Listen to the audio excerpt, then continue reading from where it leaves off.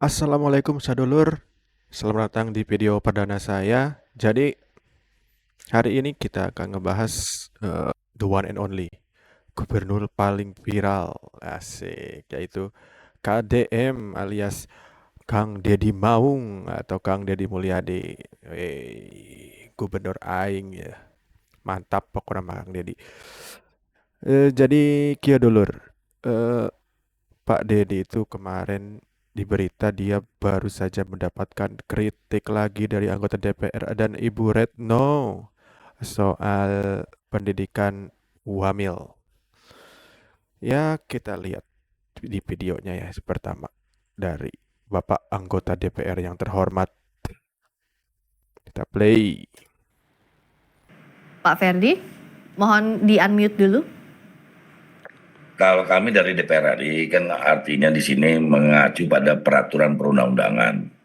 Tadi juga disampaikan oleh rekan kami dan juga oleh Mbak Retno, itu peraturan dasar peraturan perundang-undangan. Di antara juga tugas dan fungsinya pendidik itu apa sih? Apakah kita juga sudah menyerah? Apakah pendidik emang tidak bisa dioptimalkan kembali? Artinya gurunya kan? Apakah orang tua nggak bisa diajak diskusi ataupun lebih mendalam artiannya diajak supaya dia juga bisa melakukan pengawasan lebih ketat. Kalau itu diserahkan, ini sah saja, tapi kan juga tentara juga punya tugas dan fungsi tersendiri. Kalau ini menjadi pilot project dan itu dianggap disukai, bayangkan setiap batalion tak ada tambahan beban terhadap yang didefinisikan tadi. Sebentar. Tuh, dengar dulur.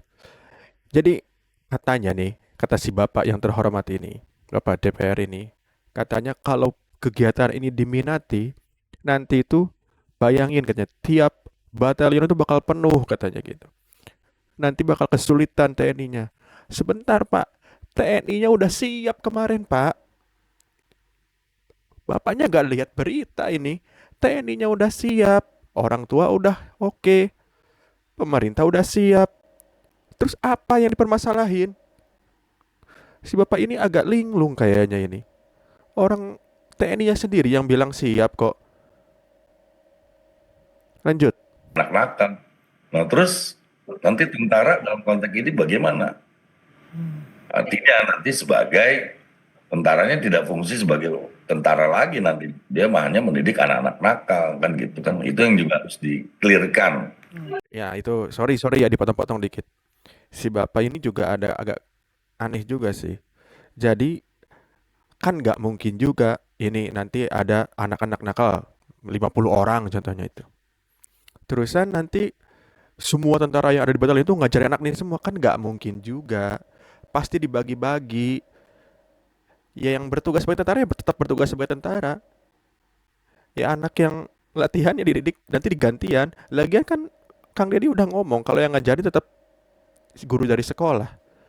Bapak ini kayaknya kurang cermat ngelihat eh, hal yang terjadi gitu. Gak komprehensif dia. Jadi gak persiapan dulu, gak searching dulu sebelum ngomong kayaknya. Oh sorry, lanjut ya. Jadi yang pertama kalau mau kita bijak, kita inventarisasi dulu masalah terhadap apa, termasuk juga definisi-definisi tersebut. Terus klasifikasi anak nakal itu seperti apa, pengkategorian anak nakal itu seperti apa. Nah, dari situ baru kita mengambil sebuah kebijakan yang tentunya di sini yang memang kata tadi keterangan Pak Bupati dianggap tidak bisa ditanggulangi lagi oleh orang tuanya. Nah, kalau orang tua nggak bisa ditanggulangi berarti kan ke negara. Adakah, nah pertanyaan saya, secara tugas dan fungsi kenegaraan, apakah tepat diberikan dititipkan ke barak militer? Ada tugas dan fungsi kementerian lain nggak? Oke, Kan harus, misalnya di sini kan diantaranya tugas Kementerian Sosial kan. baik. Nah, oke. Itu katanya kata Bapak DPR. Cuma ada satu poin yang harus dilihat lagi ya. Selain yang tadi saya sudah sebutin tadi. Tadi dia bilang, jadi alangkah baiknya kalau kita lihat dulu permasalahannya, inti permasalahannya apa, terus yang kategori anak nakal itu seperti apa. Si Bapak ini agak aneh juga nih. Saya nggak tahu ya apakah Bapak ini baru jadi DPR-nya, apakah emang udah lama atau gimana. Cuma kalau pada saat sekarang baru memikirkan apa inti masalahnya apa, pokok permasalahannya apa, baru merumuskan kategorinya seperti apa. Lah, berarti selama ini ngapain gitu? Berarti selama ini nggak kerja dong. Harusnya tuh sekarang tinggal ngerjain gitu loh, bukan waktunya buat apa penelitian lagi, diskusi lagi. Kalau diskusinya untuk memperbaiki yang sudah ada, itu gak apa-apa. Ini baru akan harus dicari dulu masalahnya apa, harus eh, ribet pokoknya.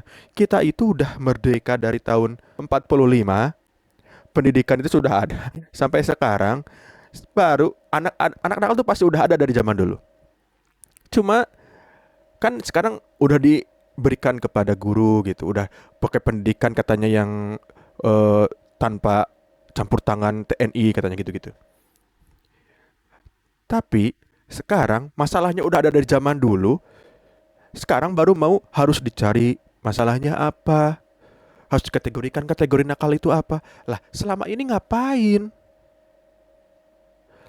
Kalau contohnya si bapak ini ngomongnya, kan kategorinya sudah ada. Nah, berarti ke apa? Pendekatan kemarin itu kurang berhasil. Sekarang kita cari lagi pendekatan yang baru seperti apa. Kalau kayak gitu masih oke lah. Ini baru mau cari-cari loh. Aneh juga sih bapak ini. Oke, Ustaz dulur. Sorry dulur. Oke, kita lanjut. Nah, selanjutnya ini dibalas di counter ini sama Om Jen nih. Di Om Jen nih, Om Jen balas nih. Kita lihat ya. Kita sudah koordinasi tentunya kalau tingkat kabupaten kan dengan dinas pendidikan ya, dengan dewan pendidikan juga sama. Dengan sekolah-sekolah juga sama. Jadi di saat seperti itu ketika kita khawatir bahwa tawuran akan terjadi lagi terus dia misalnya akan membawa yang lain, apa coba yang saya mau akan dilakukan? Tolong saya kasih solusi untuk ketika ada orang tua datang ke kita, dia menyerah untuk ngurus anaknya, tolong kami kasih solusi. Apa kira-kira solusinya? Ketika misalnya terus anak pergi ke sekolah, terus tidak datang ke sekolah, terus kemudian tawuran, ya kan? Nah terus solusinya apa? Dan terus mereka berusaha untuk memberikan bimbingan, tapi tetap terus tawuran. Kira-kira apa? So, kalau ibu menjadi bupati misalnya, Nah ya itu kan? ditanyakan ke Bu Retno, Ya. tadi Pak Bupati tanya Kira-kira apa solusinya? solusi lainnya. Kan kita juga Tuh, ditanya solusinya apa? Jangan cuma ngomeng, harus dicari dulu pokok permasalahannya apa. Nah, lama. Duit kita tuh habis dipakai rapat, dipakai penelitian. Ujung-ujungnya yang dikasih ke masyarakatnya cuma 1%, cuma 2%. Duitnya semuanya dananya dipakai buat rapat. Penelitian A, penelitian B. Waktunya 5 tahun, keburu ganti gubernur, ganti kebijakan lagi. Harusnya mikir. Agak-agak ini orang-orang tuh, orang-orang intelek tuh agak oke lah otaknya jenius tapi nggak nyampe gitu ke masyarakat penerapannya. menunggu solusi. Ini kan salah satu kita anggap bahwa solusi cepat saat ini ya. Jadi ini solusi cepat tapi udah iya, dikoordinasikan. ya karena saya juga merasakan, jangankan anak-anak loh. Kita aja kemarin habis pelantikan terus retret itu terasa disiplinnya. Iya kan? Dan di barak militer, di Akmil, ini di barak militer jangan dibayangkan kemudian di situ terjadi perampasan hak-hak anak. Orang dia diperlakukan seperti seorang anak. Hak pendidikan. Hak pendidikannya sama kan gitu. Kerjasama dengan dinas pendidikan tadi. Dengan dinas pendidikan semua instansi juga di situ juga terlibat kan gitu. Apalagi sekarang ini moto dinas Hari Pendidikan Nasional partisipasi semesta untuk meningkatkan mutu pendidikan. Lah semesta itu kan dengan segala isinya. Dengan termasuk berbagai instansi. Kecuali kan dong partisipasi semesta untuk meningkatkan mutu pendidikan kecuali TNI. Ayo kecualikan dong dalam misinya kalau itu menjadi masalah ya. Maksud saya pikirannya jangan terlalu bagaimana gitu. Jadi meningkatkan kedisiplinan itu menjadi sesuatu yang menyeramkan. Kalau ditangani oleh TNI itu langsung menyeramkan. Lah kalau kami di Purwakarta karena di situ ada resimen armed yang dianggap akan bisa meningkatkan kedisiplinan untuk anak, ketika ada kebijakan gubernur ya gayung bersambut. Karena ini dasarnya ada kebijakan gubernur iya, juga. bukan ada anak nakal kita tangkap, kita bawa, bukan kan? Dipaksa bukan, kita umumin orang tua nih untuk menghindari kenakalan berikutnya yang sudah tidak sanggup anaknya yang sering tawuran, anaknya sering bolos, silahkan. mau dititipkan. Oke, Tapi jadi di sini di barak militer oke, gitu jadi loh. ini Tuh, dengerin. Jadi dengan persetujuan orang tua, bukan main culik sembarangan. Dikiranya ini mungkin semua siswa wajib gitu. Kan aneh. Ya kalau anak baik, kalau mau ikut, kalau orang tuanya setuju juga gak apa-apa sebenarnya. Cuma ini yang paling penting itu yang harus dilihat itu persetujuan orang tua. Nah, ada persetujuan di situ. Kalau gak ada persetujuan, oke lah boleh protes. Jadi main culik, main ambil, terus dididik, disiksa gitu. Oh, kita setuju lah soal itu. Gak boleh ada kayak gitu. Tapi ini dengan persetujuan orang tua. Orang tuanya setuju, lu yang orang dari mana gak tahu siapa yang selama ini gak ngapa-ngapain, tiba-tiba ada masalah kayak gini, tiba-tiba ngomong so pinter, ngapain ikut nimbrung? Kesel juga. ada masalahnya orang tuanya tidak sanggup. Saya sebelum Nah ke Bu Retno, iya, saya ke Pak Ferdi harus dulu. gimana? Silakan Pak Ferdi, apa kalau solusinya kalau dari DPR? Tadi pertanyaannya Pak Bupati. Ya, ini saya pertanyakan dulu. Ini masalah Purwakarta apa masalah Indonesia? Tadi. Saya DPR RI kan. Ya, betul. Kalau itu masalah Itu- Purwakarta yang disampaikan Pak Bupati, bisa terjadi kebenaran. Nah, Karena tapi dasarnya kan kebijakan gubernur ada- tadi ya Pak Ferdi ya. Nah, tapi ada instansi vertikal. Yang tentu di sini berarti kalau itu Alah, ngeles. Saya kan di PRI. Ya masalahnya hampir mirip-mirip tiap daerah itu. Dia gak pernah turun ke lapangan kayaknya.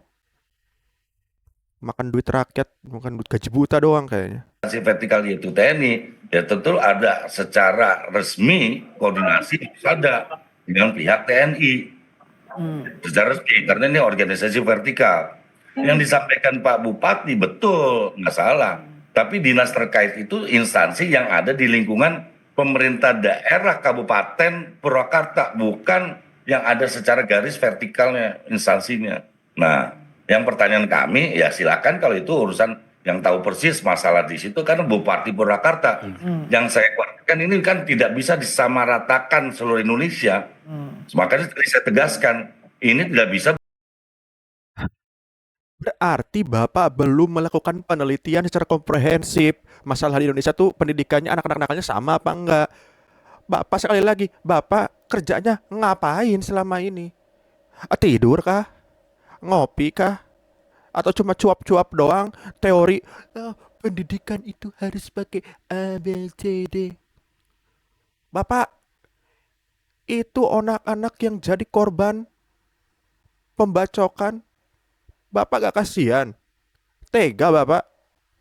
Orang-orang itu yang pagi keluar mau pergi ke pasar diganggu sama yang tawuran. Otaknya di mana, Pak? Pakai dong nalurinya juga. Gimana? Kesel juga ini. Oke, guys, kita lanjut. Play. Kita lanjut ke Bu Retno. Nah, ini favoritnya para netizen ini nih. Dulu Tarwiyah, sekarang ada Ibu Retno. Dan ternyata ya, sebelum lanjut ke videonya, ternyata Ibu Retno ini katanya tuh sudah bukan petugas KPAI. Ya, garis bawah ya, KPAI sudah memberi konfirmasi kalau dia bukan petugas KPAI lagi.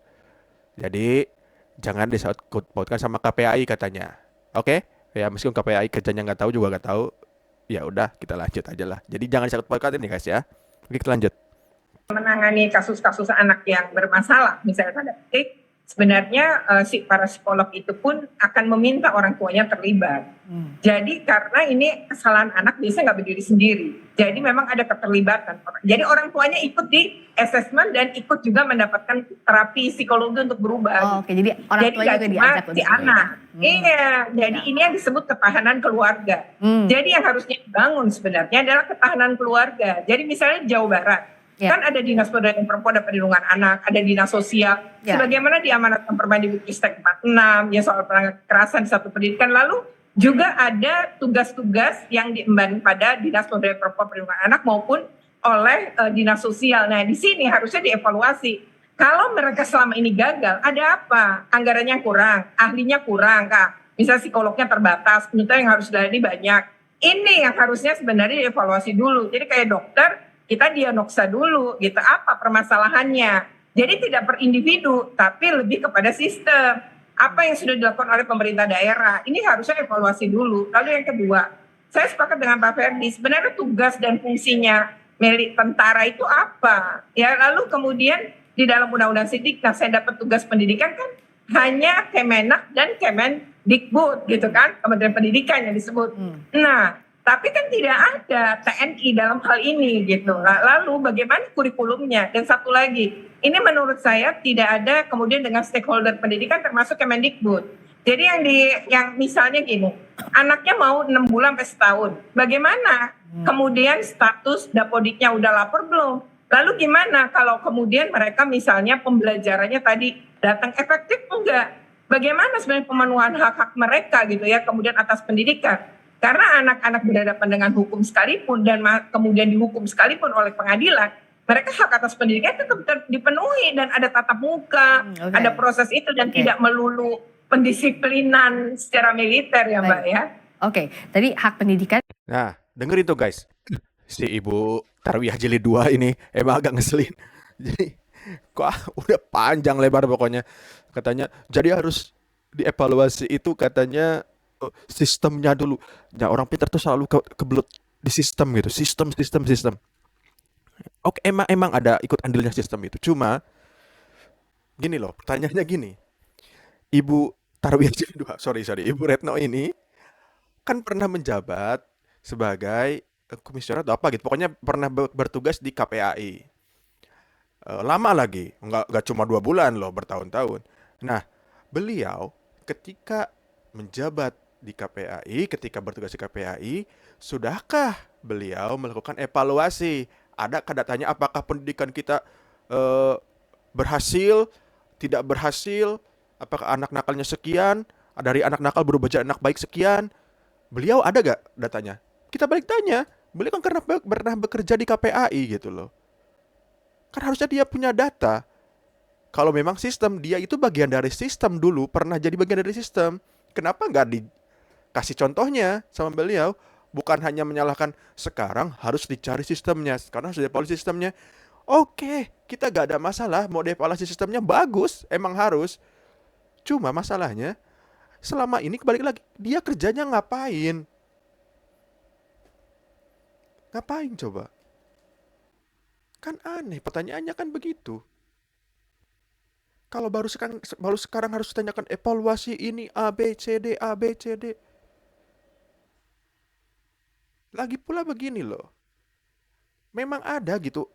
Ini, oke lah, kita semua pernah di masa sekolah pasti punya 1 atau 2 teman, atau mungkin ada yang puluhan teman dalam satu kelas nih, dikasih pelajaran yang sama, kurikulum sama, gurunya sama, tapi 40 contohnya muridnya ada 40 orang, 30 orang itu hasilnya sama nih, berhasil. Yang 10 orang jadi anak nakal. Gimana? Apakah gurunya harus disalahkan? Dengan pelajaran yang sama, pendekatan yang sama. Enggak kan? Enggak bisa disalahkan kan? Karena memang kadang, memang betul, dari keluarga yang salah, mungkin bisa jadi kurang punya perhatian, bisa jadi anak nakal.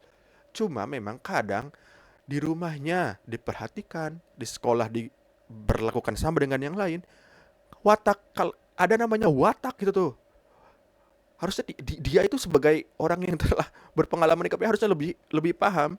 Kalau karakter wataknya dari lahir emang udah seperti itu, mau gimana?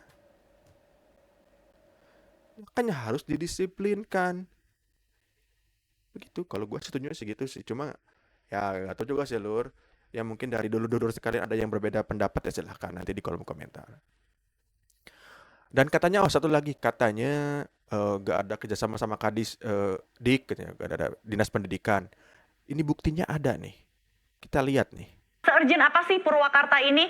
Apakah begitu banyak siswa-siswa bermasalah yang ada di Purwakarta atau bagaimana? Ya kita karena yang pertama, kenapa Purwakarta? Purwakarta udah pengen lari, pengen cepat menyelesaikan problem-problem yang hari ini tampak di sekitar kita. Kita pengen cepat untuk menyelesaikan permasalahan-permasalahan yang tidak kunjung selesai karena terlalu banyak wacana, terlalu banyak apa, dan kita meyakini bahwa ini adalah jalan perubahan kita. Mbak tadi bilang bahwa anak-anak perlu identitas, kenapa tidak di ini? Ya, ini anak-anak potensinya luar biasa. Gitu. Tapi kalau tidak dikondisikan dengan cipta kondisi yang baik, ini akhirnya lari ke geng motor, akhirnya lari ke tempat-tempat nongkrong. Yang salah siapa? Ini bukan salah anak, ini adalah salah asuh. Kurang perhatian dari orang tua. Makanya apa? Makanya kita itu bukan hanya anak ini yang kita selesaikan ini dengan masalah ini, tapi kita juga memberikan konseling terhadap orang tuanya. Yang 39 ini orang tuanya akan kita konseling dalam program 6 bulan ini. Oke, Pak Kadis, apakah Anda sepakat kalau setiap anak itu Nah, Pak Purwanto ini, Kadis adik ibu harusnya searching dulu. Katanya orang berintelek, katanya orang pintar, katanya orang teori. Tapi ibu tidak searching, tidak cari dulu, tidak mempermadalami masalah.